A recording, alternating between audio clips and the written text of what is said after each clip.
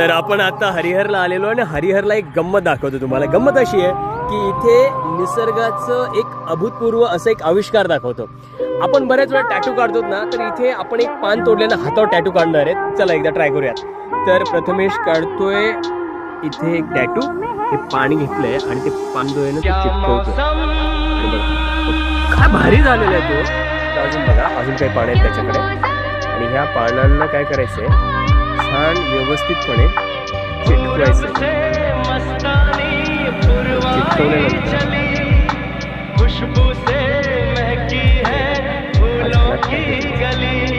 काय निसर्गाचे आविष्कार आहे आणि हे असे आपले विद्यार्थी अशा सोबत असल्यावर काही करू शकतात।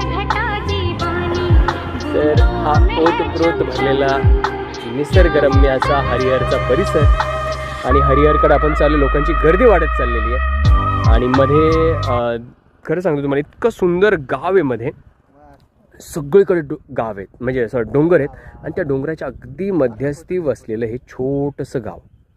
म्हणजे काय त्यांचं आयुष्य असेल आणि काय त्या निसर्गाच्या सानिध्यात ते वावरत असतील आणि किती शिस्तशीर पद्धतीने ते घर आहेत बघा, रांगेत अगदी व्यवस्थित। तिथे लाईट्स वगैरे सगळ्या गोष्टी केलेल्या आहेत। पाण्याची टाकी दिसते, एक शाळासुद्धा तिथे दिसते। म्हणजे एकंदरीत काय की इतक्या या घनदाट जंगलात, म्हणजे अशा भागांमध्ये इथे एक गाव किंवा ते खेडं किंवा ते पाडा म्हणता येईल, ती वाडी म्हणता येईल, किती सुंदर वातावरणात ते आहेत।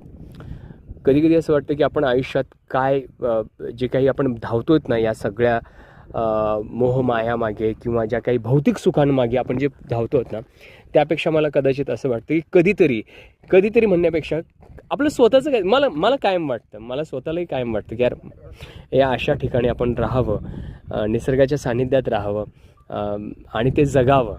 म्हणजे आयुष्य जर वाढवायचं असेल, इकिगाईमध्ये जर तुम्ही ते इकिगाई नावाचं पुस्तक वाचलं असेल तर त्यात हेच सांगितलेलं आहे। तर हे एक सुंदर वातावरण आणि ह्या मुलांचे असे आविष्कार वेगवेगळे।